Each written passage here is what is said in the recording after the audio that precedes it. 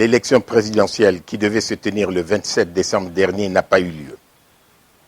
Les Centrafricains en ont été privés, fondant un légitime espoir dans la promesse d'avenir de ce scrutin historique. Notre droit élémentaire à construire démocratiquement notre avenir a été violé de la plus flagrante et cynique manière. Intimidation, violence macabre, trucage, marchandage, hors de données dans des langues qui ne sont pas les nôtres à des exécutants complices. Je m'adresse aux patriotes, à ceux qui ont bravé le danger pour empêcher la mascarade. Je vous félicite d'avoir voté, mais tous n'ont pas pu exercer leur droit électoral. Des candidats aux élections en ont été privés.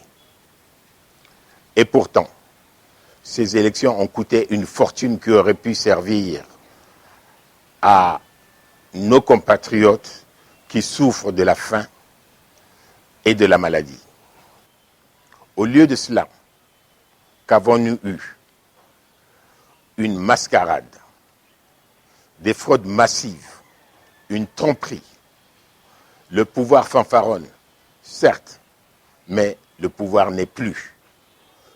Aujourd'hui, il n'y a plus de président, ni de gouvernement légitime en Centrafrique.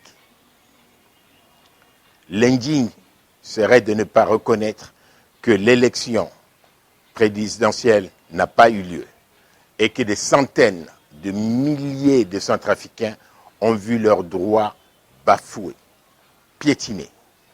Le temps perdu d'une farce électorale sans lendemain ne sera pas regagné. Hélas, les hommes, comédiens sans titre, qui ont participé à ce jeu pour quelques billets de banque, ne feront pas un président légitime, ni une république écoutée par ses alliés.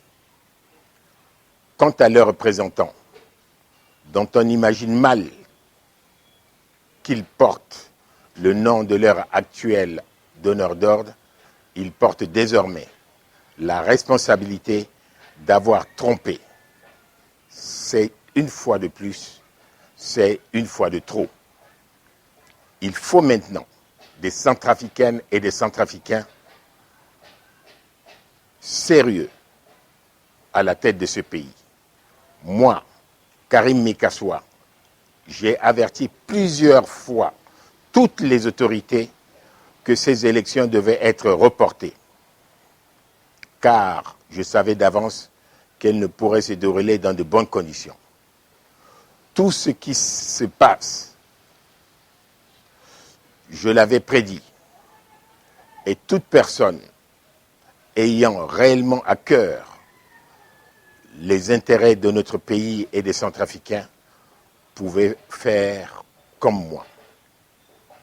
Aujourd'hui, j'appelle tous les républicains à se joindre à moi pour exiger l'organisation d'une nouvelle élection ou pour faire triompher la démocratie, le droit.